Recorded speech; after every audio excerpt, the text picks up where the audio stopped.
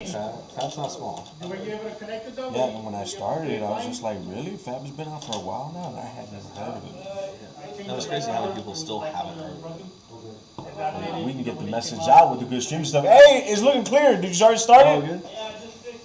Okay, so we're live. All right, that's what's up. All right, guys, I am PR Sign. I'm a commentator here at Spectral, and we're actually trying to expand into another card game. We already have Digimon, we have Magic, we have DBS under our belts, but I really do like Fab, and I think that is something that we can spread, make sure that a lot more people know, because just like it was very interesting, you just said, there's not many people that actually know Fab, and he's been out for a while.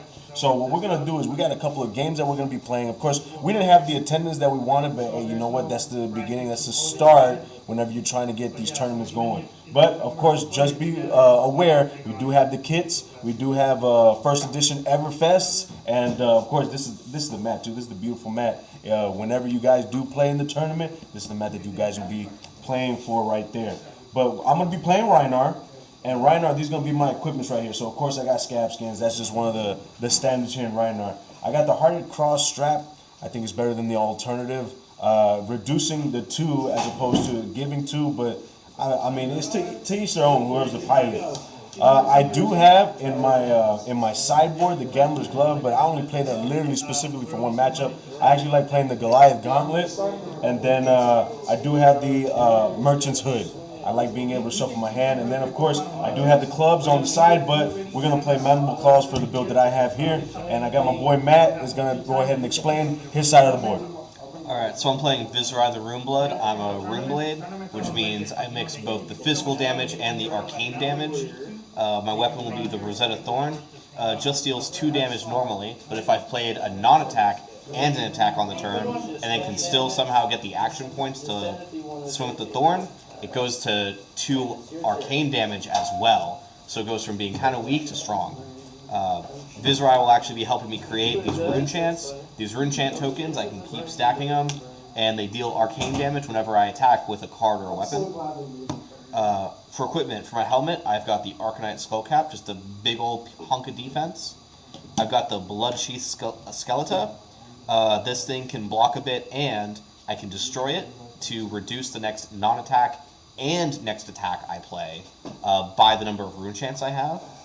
I'll be using the Grasp of the Arcanite, some big thick gloves that also I can pay resources to create rune chants, and the Spellbound Creepers, which if I've attacked with with an attack action that turn, I can pay into it to then play a non-attack action at instant speed. That's what's up right there. And I believe we already rolled the dice. Didn't you get the dice roll? Yeah, I got first. All right, so Matt got the dice roll. He's going to go ahead and choose whether he wants to go first or second. And we're just going to we're going to play some flesh and blood. Let's go. Let me just draw my hand right here. GG's, let's get this. Yep, we're going to get this. So I'm going to start my turn, actually, by playing Mordred Tide. Whenever I create rune chants, I create 1 more for this turn. I'm going to activate the Grasp of the Arcanite, pitching 2 cards to create not 1 but 2 rune chants because of the Mordred Tide. Right. And then I am going to play. Normally you'd think I'm going to Arsenal here, but I actually really want to take advantage of that Mordred Tide. I'm going to play Sonata Arcanix for at 0. So I'll look at 3 cards, because it's 3 plus half the number you pay. We get an attack, a non-attack, and a non-attack. And right off the bat, you're going to burn me. Right back going to burn. Woo! I played a Runeblade card, so we're getting 2 for off Viserai. This is going to come to hand, and these are going to shuffle back in. And I'm going to end my turn, so you know what's going in there. Oh, it's yeah. a red amp. You're going to Arsenal and then re-ups. And then for you guys that are just watching that are brand new, you actually don't draw at the beginning of the turn, you draw at the end of the turn. So you want to make sure that you use as much cards as possible. Arsenal your cards, that way you get a fresh new hand. For me, this is gonna be pretty difficult for me here because you didn't swing, so I couldn't block to try to re-up. Yeah. And that's only gonna be the first turn, guys. So what I'm talking about is if Matt would have swung and I blocked, both of us would be able to redraw our hands in the very first turn. Biscuits. I mean, I guess trying to do as much damage as possible is the name of the game.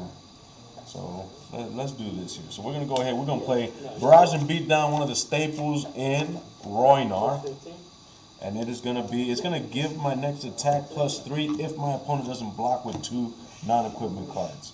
Right there, we're gonna intimidate due to my lead effects. Well, actually no, due to Barrage and Beat Down. My lead effect is when I discard a card 6 or higher attack. So then what's going to happen is I'm going to actually play this card. So I guess the correct way to do it is play and then pitch. So I got 1 floating. This says as an additional cost, I only have 1 card in my hand. That is going to be a 6 or higher. So then my leader is going to proc, or my hero. Yep. And then I'm going to go ahead and intimidate 1 more card in his hand. So he doesn't lose the card completely. He's just for this turn. So it's going to be banished. He won't be able to block with it. And now it's going to be swinging in with 6, possible 9 if he blocks with 1 card or less non-equipment.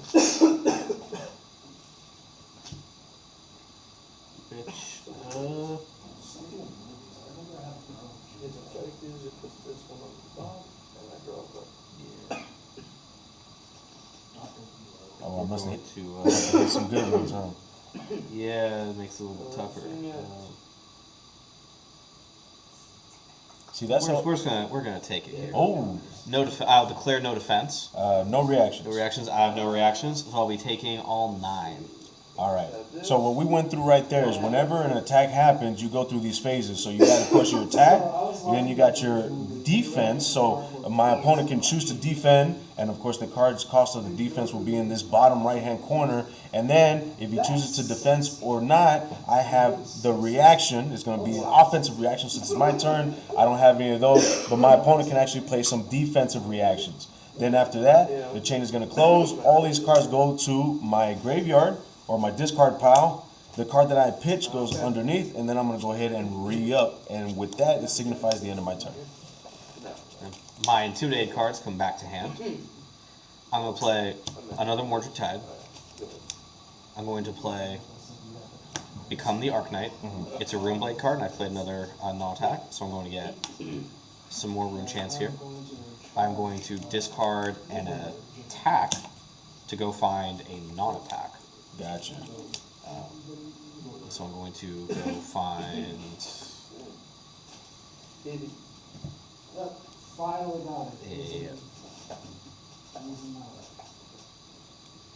And that's a specialization too. That's a specialization, yeah. Ah, that's good. Deck thinning is deck winning. Especially when you can just look through the deck and grab whatever you want. Yeah, so we're gonna get... Yeah, we're gonna grab out...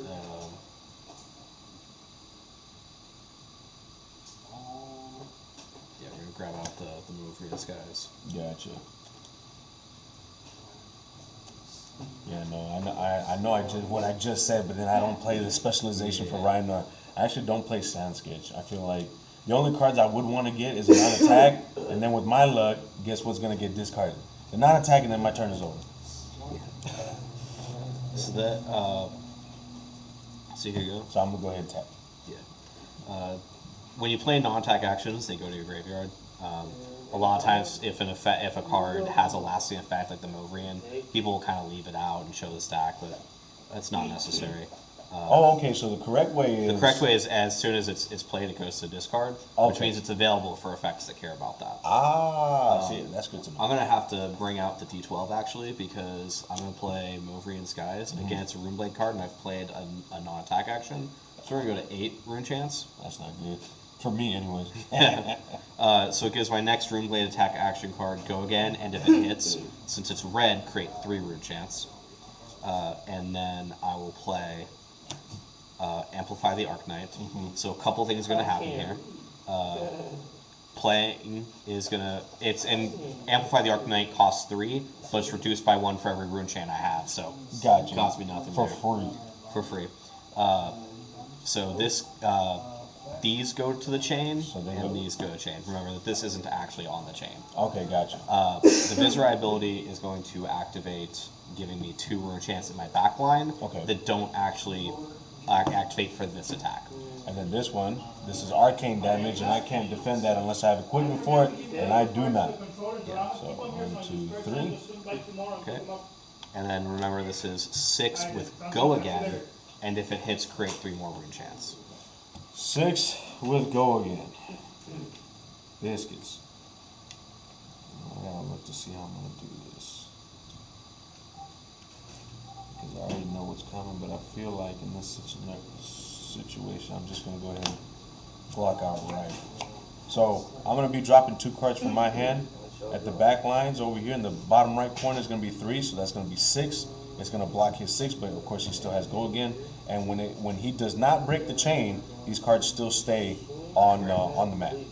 So for instance here, I'm going to attack with the Rosetta Thorn, pitching this Oath of the Arknight. I'll have 2 resources floating. The 2 rune chants will pop because I have attack with the That's arcane. Because I have played an attack and a non-attack this turn, Rosetta Thorn will deal 2 arcane. And then it's just coming in for the remaining 2. Just for 2. Just for 2. Just for 2. I'm gonna go ahead and I'm not gonna declare any defense. Any reactions? No reaction? No reactions, so there's the 2. Alright. Now chain is broken. Drop. End phase. I put that under, and then I drop. So now I have 2 cards left to play my turn since I draw at the end of the turn. That's the thing. You got to be able to understand how to defend, how to attack. If the cards that you're going to defend with are going to be imperative to your next play, you might not want to defend. It's kind of like a trade-off. So literally the only thing that I can do here is I'm going to try to hit a defensive card and try to do a little bit of damage. But this is a scenario as to why a lot of Reinhardt players actually just go straight with the club, because a lot of times you'll actually have turns where you're just going to throw a barraging beatdown and then literally just pitch to swing in, and with a club you'll get, you know, an extra damage there. So right now I'm swinging in for 3, possible 6. I will declare no defense, so I'll be taking the 6. Okay, and no reactions on my part, so I'm going to go ahead and bottom deck what I pitched. I'm going to go ahead and close the chain out, and then I'm going to re-up. And there's my opponent. And notice the weapons go back to their hand slots, because that way it's kind of a recurring way of dealing damage. I'm going to start my turn off by playing the Gorganian Tome. Simply draw a card. Ooh, where X is 1 plus the number of... So if you had played a Gorganian Tome already, I would draw 2 cards. Oh, but that's and legendary. if you play, yeah, it's legendary. There's only 1 per deck, and so really the risk is more now. If you play a Gorganian Tome, you'll draw 2 cards. 2 cards. Oh, okay. We're going to play Movrian Skies, make a rune chant off Vizrai. We're going to then play Reek of Corruption, pitching a Dread Triptych. So once again, we have a rune chant up top, a rune chant back here. It's got go again, on hit create 1 rune chant, and Reek of Corruption's ability. If I've created an aura, played or created an aura this turn, it has, if it hits, you discard a card. Ooh. So I'm getting a card out of you no matter what. Yeah. I discard a card, or I block with it. Remember, if you leak even 1 damage, you'll get rid of another card. If I leak 1 damage. Yeah, if it deals if it hits you. Hits is if it deals 1 or more damage. Oh, gotcha. Off the physical attack. That's the thing here. Yeah. So I either drop a card, make sure that I block it, or if I drop a card and, like you said, if it leaks or if it still deals 1 damage, it's another card being ripped out of my hand. You do still have the armor as well. And I do. I'm looking at my scab skins right now, and I'm thinking, because that's the only thing in my armory that actually has any defensive power. So, oh man. Okay, so what I think I'm gonna do is I'm gonna go ahead and I'm gonna block with 2 off of my equipment. Now this equipment right here is battle worn, so I'm gonna be blocking for 2 this go round. But whenever the chain is broken, it's going to come back and it's going to reduce the defensive power from 2 to 1. So right now it's 2. And then I'm going to go ahead and actually block with yet another card. So that's going to be, I say outright, but when I say outright, I mean it's a lot more than the damage being swung with. So when I say block outright. Reactions to me, I have no attack reactions. Okay. You have no. I assume you have no defense reactions. no defense reactions. It's blocked, and then I'm going to swing with my Rosetta Thorn, paying the 1 resource. And so again, we have a Rune Chant. We have the 2 Arcane from Rosetta Thorn, and then we have the 2 damage from Rosetta Thorn. I have no defense on the damage. And because the scab skins were already on that previous chain link and the chain link wasn't broken, you couldn't use them to defend there. That's a good thing to bring up too. If the chain is broken and the equipment goes back into its zone, you can actually defend once again. It won't be for 2, it'll be for 1, but it's understanding about the chain breaking and using the equipment can actually help you when it comes to blocking. So let me go ahead and put you can put the star on it. Yeah. Okay, put the 1 right there. That goes to. draw. Alright, so then the only thing I can't do in this scenario is I'm actually going to go ahead and let's intimidate. Let's get something. Let's get something. Let's get something big.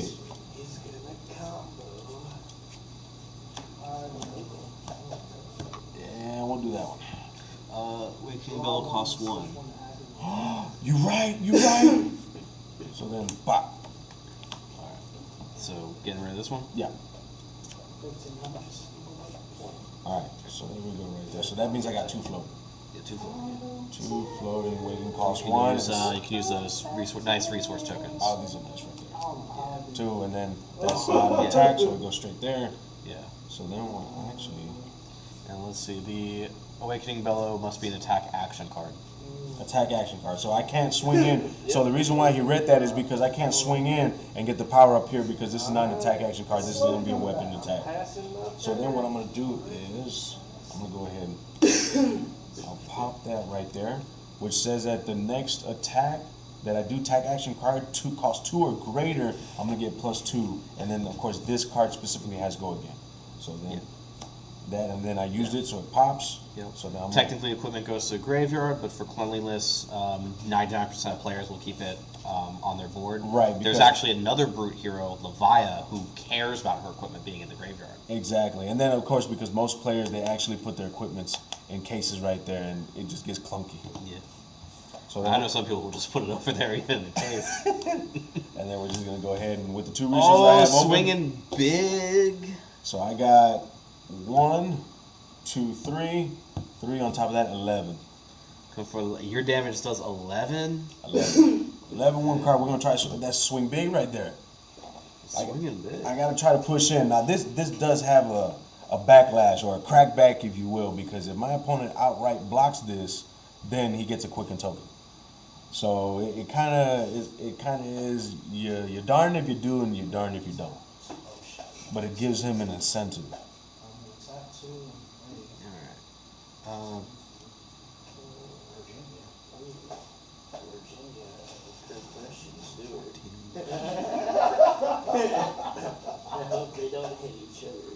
Yeah, I am actually going to declare no blocks. Oh, 11. Do you have any reactions? I have no reaction. I'll take 11. Woo!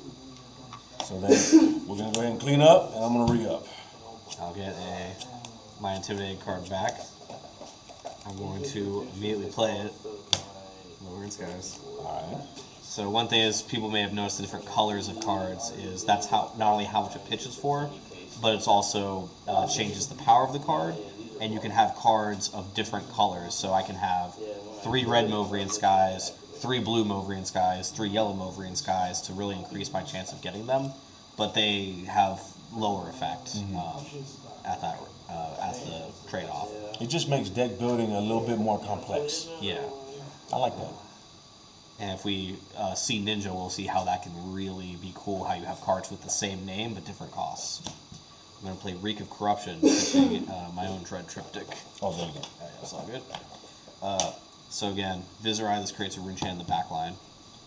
This will have Go Again. On hit, it will create 2 Rune Chants, because that's Yellow Movrian Sky. Again, if it hits you, you'll discard a card, because I've created an aura. So then I'm thinking on the defense. Now, if I choose to defend with Scab Skins, it's going to only defend 1 damage. But honestly, I think the 1 damage is actually going to help in this scenario because most of the common cards are defend for 3. So I'm going to go ahead and defend here. So it defends for 1, and then I'm going to go ahead and defend out of my hand. So that's going to be 4. All right. I have no reactions. No reactions. I'm going to then play Swarming Gloomveil. Swarming, again, that one pops, and I got 1 back here. Swarming Gloomveil will come in for 4 with Go Again, because Swarming Gloomveil, for every aura I've played or created that turn, gains additional effect. The first one is Go Again, the second one is +1. So since I've done 2, it's 4 Go Again. Alright, so I declare no defense. No reaction. Alright, so 1, 2, 3, 4. And then with my final resource, I will play the Rosetta Thorn and a Rune Chant. And pop it again. Oi, 1. 1, and then the Rosetta, the 2 Arcane, 1, 2. and then the 2 Physical. And then the 2 physical, I'm not going to do anything about. That was a lot of damage I took. I will Arsenal and pass on to you. Alright, so now there's a marker on this. So now it does not defend for anything. So that's where the 2 means. This goes here, and then I wish I can just draw for turn. So the only thing I'm going to be able to do is we're going to go ahead and get a card out of your hand. Hopefully it's a defensive card. Barraging Beatdown, just as Matt was saying, there are different colors of it. I'm pretty sure you've noticed. And we have a yellow Barraging Beatdown. We have a blue one. However, the red Barraging Beatdown actually adds 4, and then the yellow adds 3, and then the blue adds 2. We're going to go ahead and take that one. And then, we're going to try to do it again. We're going to try to swing big. Ooh. So this is going to be an 8, possible 12. So it kind of forces your opponent to drop cards so that it reduces the attack. And then, of course, the intimidating is good too because that's 1 less card they can defend with. So we're going to see what Matt ends up doing here in a minute. I'm going to block 4, 8. 4, 8. Yep. So the HC is blocked for 3, and that blocks for 2. Mm-hmm. So that's 8. And then here, since he blocked with 2 non-equipment cards, I don't get the +4. So then it's just 8. And then, of course, he blocks for 8 completely. So now he gets a Quicken token. Which we don't have anything to represent it, but it's fine. Yeah, we'll get it. Boom. You get that right there. He gets a Quicken yeah. token. And the Quicken token just states that his first attack action is going to have, it's going to pop the token, and then it'll have Go Again. So I'm going to go ahead and re-up, and then it's your turn. I'm going to start by doing a blind Sonata Arcanix. Card's too good. It is very good. Sets a non-attack. Mm-hmm. That's a non-attack. 1 more non-attack. Let's do it. Non-attack. Whiff. Whiff. That's the danger of it. So no arcane damage on my end that I will be receiving off of that card. But I'm pretty sure you're going to be hitting me with arcane damage some other way. Okay, I got a pretty decent play next turn. We'll see. We shall see. Man, I'm so excited for the classic battles. Oh, I hope Reinhardt gets something that just makes it meta. Woohoo! What, do you think that's going to be possible? I mean, what we've seen with Dorinthia. So the question is his specialization good enough? Mm-hmm. Because Dorinthia's is possibly good enough. Mm-hmm. And now the big question is, what does the new Dawnblade look like? Is it Blitz only? Is it a side? If it's constructed, is it a side grade to the existing Dawnblade? Is it an upgrade to the existing Dawnblade? Mm-hmm. If it is constructed, I would hope it's a side grade, not an upgrade, where it's kind of a choice. Right. But Dawnblade itself has been kind of power crept out of the meta, so a side grade would, if it's viable, it would really be an upgrade. Right, right. But the new specialization works on any card named Dawnblade. So I think it'll be interesting to see what Reinhardt's specialization is, because we're pretty confident that's mirrored both ways. So it'll be a brute mentor, a specialization for Reinhardt, and a new weapon. So I'm looking forward to it. I really am, man. I'm stoked. I've been trying to see if I can pre-order the classic battles for a while, and I just can't find a place to go pre-order it.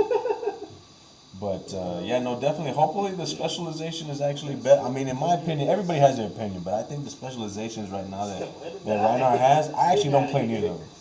I know there's one Alpha Rampage, which costs 3. It only provides 1 resource, but an additional cost, you have to pitch a card.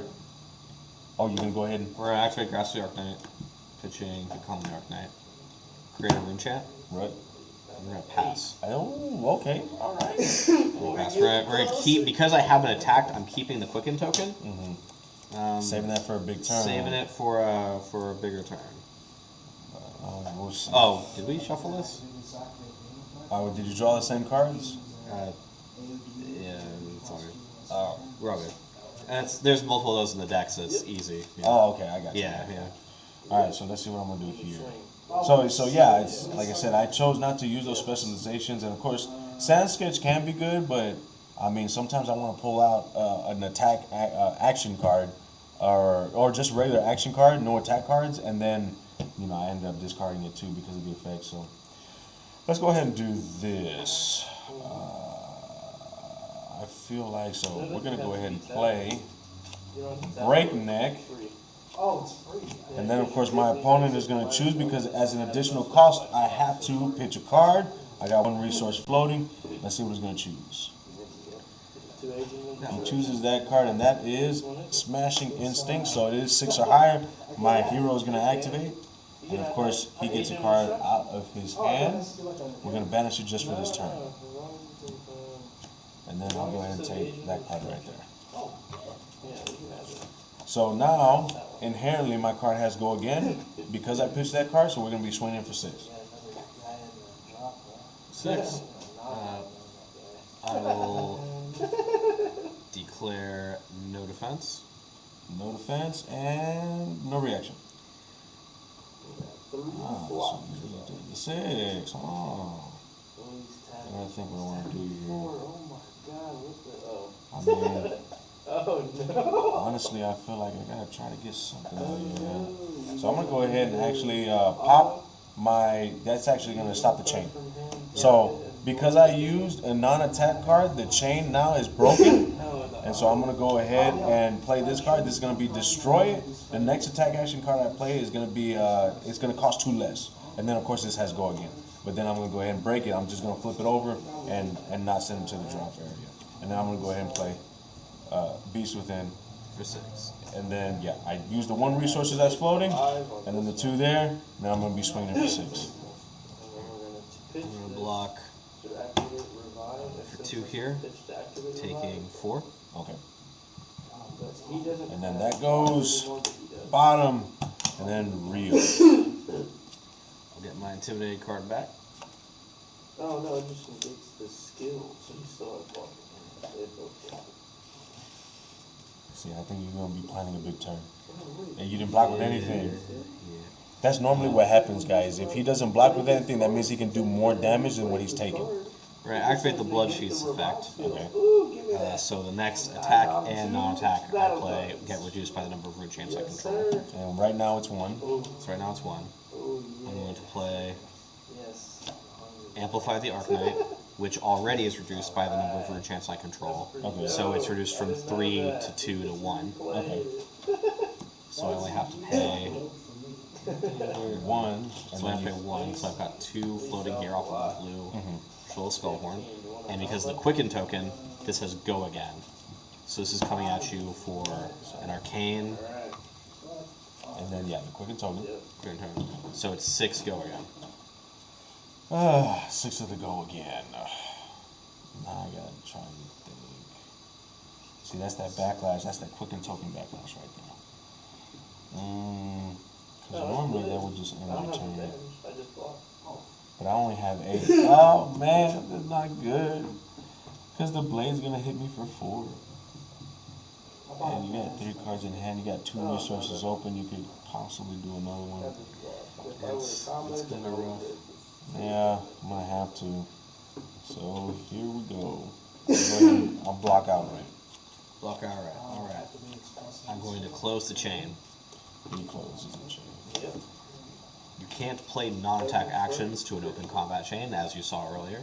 So I'll be playing Rattlebones. block that. Rattlebones lets me banish a target Rune Blade attack action from my graveyard.